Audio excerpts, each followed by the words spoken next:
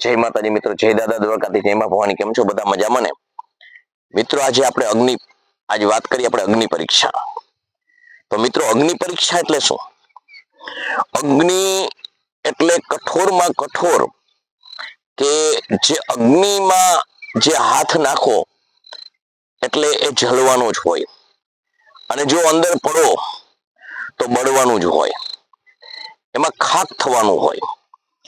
ટૂંકમાં કોઈ પણ પરિસ્થિતિ તમારા ઉપર નિર્માણ થાય એની સાબિતી માટે તમે ખુદ નહીં પણ એક એવો સમુદાય ભેગો થઈ અને તમે સાચા છો એવી કંઈ પણ જો અપેક્ષા રાખે અને એના માટે તમારી પાસે કફરી માંગ કરે કે જીવનને મરણ વચ્ચે કંઈ છેટું ન હોય, તમારી કોઈ પડખે ઊભું ન હોય, અને એવી પરિસ્થિતિમાંથી તમારે પસાર થવાનું છે આવું કે, અને એમાંથી તમે જો નીકળો તો તમે હાચા, આવી જે અપેક્ષા રાખે ને અને આવી જે કસોટી માથે કરે ને, આવી પરીક્ષા લે ને, એને અગ્નિ પરીક્ષા કહેવાય.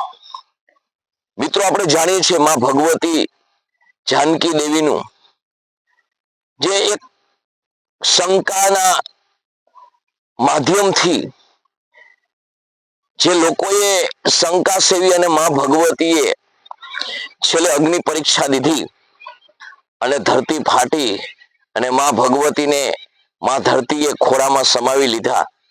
આ વાતથી આપણે વાકેફ છીએ. તો મિત્રો, આવી જ રીતે અગ્નિ પરીક્ષામાં કોઈ પણ માણસ જ્યારે મુકાય ને અને એના માટે એક મોટો એવો સમુદાય સામો આવો ઉભો રહીએ ને કે ભાઈ તું સાચો હોય તો આ કરી બતાવ, અને અશક્ય જેવું માંગ કરે ને એને મિત્રો અગ્નિ પરીક્ષા કહેવાય. પરંતુ આ અગ્નિ પરીક્ષા કોઈ પણ માણસ ઉપર સર્જાય અને એમાંથી પાસ માણસ ક્યારે થાય? તો મિત્રો, એમાંથી માણસ ત્યારે જ પાસ થાય કે એ માણસ આત્મવિશ્વાસ વાળો હોય, એ માણસ નેક બુદ્ધિનો હોય, એ માણસ સાચો હોય, એ માણસ લેશ માત્ર કઈ ભેદભાવ ન કરતો હોય, એ માણસ જીવનની અંદર કઈ ખોટું જ કર્યું ન હોય, એ જ માણસ એમાંથી પસાર થાય. અને અગ્નિ પરીક્ષા લેનાર પણ જે વર્ગ છે એ એના માથે જ્યારે આવી અગ્નિ પરીક્ષા લે છે ને મિત્રો, ત્યારે કદાચ ને એ જો ખોટા સાબિત થાય ને તો પતન નિશ્ચિત થાય. કારણ કે અગ્નિ પરીક્ષા આપવાવાળો માણસ છે ને એ માણસ સામાન્ય ન હોય, એ માણસ ભગવાનનો વિશ્વાસી હોય, ભગવાનને માનવાવાળો હોય, વેદ ઉપનિષદને માનવાવાળો હોય, ધર્મને માનવાવાળો હોય, ચાહે ગમે તે ધર્મને માનતો હોય, પણ લેશ માત્ર નિષ્પાપ જેનું જીવન હોય ને, જેનો જીવ હોય ને, એ અગ્નિ પરીક્ષા આપી શકે. કારણ કે જે પરીક્ષાની લોકો જે માંગ કરે છે ને એ અગ્નિ પરીક્ષાની વાત કરીને મિત્રો, તો એ પરીક્ષામાંથી ઈશ્વર સિવાય કોઈ બચાવી ન શકે. એટલે એક તો એ વસ્તુ એમાં બને કે જે માણસની તમે અગ્નિ પરીક્ષા લ્યો ને એ માણસ ઈશ્વરની સાથે બંદગી કરે, ઈશ્વરને પ્રાર્થના કરે, ભગવાનને યાદ કરે, સર્વત્ર આપણો જે આ સંસાર છે ને એને બાકાત કરી અને અલૌકિક શક્તિને સાધ કરે. કારણ એને ખબર પડી જાય કે અહીંયા મારું કોઈ નથી, એમ માનવ સમાજમાં મારું કોઈ નથી, તો પશુ પંખી તો બિચારા પાસે શું વાત કરવી એમ. તો હવે મારે એક જ માધ્યમ રહ્યું યાદ કરવાનું, એ ભગવાન. એટલે ભગવાનને જ્યારે માણસ યાદ કરે ને ત્યારે કફરો કાળ હોય ને ત્યારે એ સ્થિતિને સંભાળવા માટે ઈશ્વરને આવવું પડે.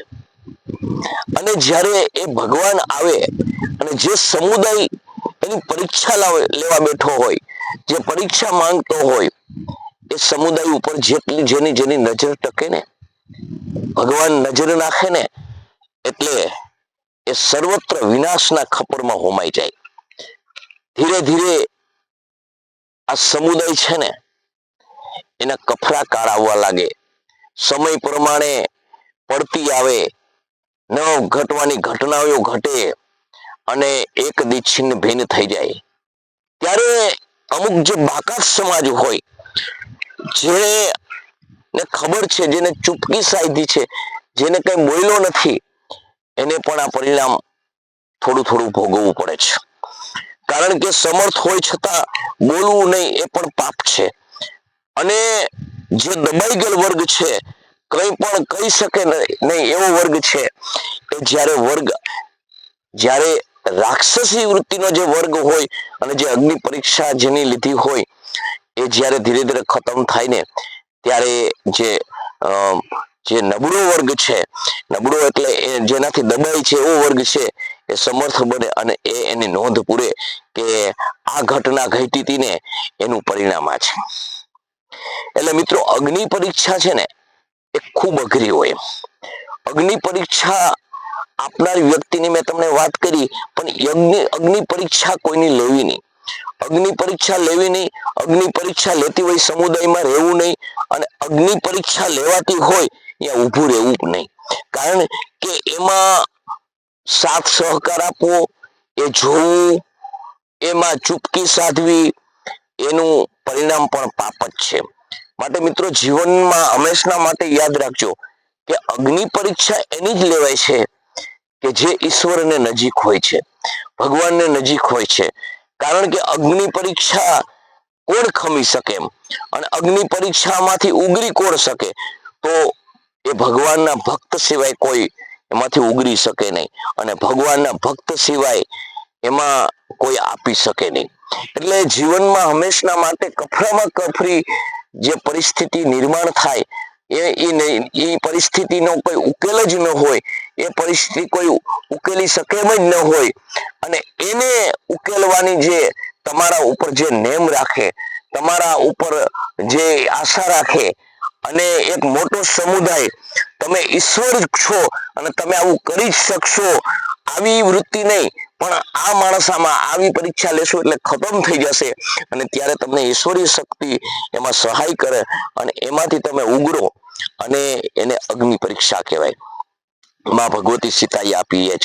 કારણ કે એક મોટો એવો સમુદાય ભેગો થઈ ગયો, પણ એમાંથી કોઈ એમ ન કહ્યું કે ભાઈ આ ખોટું છે, તમે આના માટે ખોટું કરો છો, જેનું પરિણામ આજે પણ આપણે જોયું છે કે અયોધ્યા નગરીની અંદર જે કોઈ પણ રહે છે એ સર્વત્ર સુખી નથી એમ. કારણ કે માં ભગવતીની હાય લાગી ગઈ છે.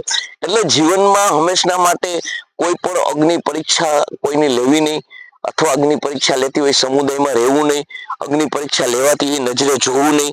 કારણ કે આપણે એ જે બધા એના સ્થાનિક છે ને એ બધા એના દોષિત બને છે. જેમ આપણે માં ભગવતી, આપણે માં સતી જે અંદર દક્ષ પ્રજાપતિના હવનમાં હોમાયા અને જે જે દેવતાએ જોયું હતું એ બધાને ભોગવવું પડ્યું. એમ કલ્બ છે ને એ કોઈ પણ ખરાબ કર્મ કરતો હોય, કોઈના માથે દમનગીરી કરતો હોય, એની ખોટી પરેશાની કરતો હોય, તો એને પાસે રહેવું, એને તાપસી પૂરવી, એની વાતમાં સહયોગ આપવો, અથવા એ સાંભળી અને તમારાથી બંધ થતું હોય તો ન બંધ કરાવવું, એ બધા પાપના ભાગીદાર બની છે. તો મિત્રો મારો આ વિડીયો તમને કેવો લાગ્યો તો તમે કોમેન્ટ કરીને જણાવજો. જય માતાજી, જય દાદા દ્વારકાથી, જય માં ભવાની.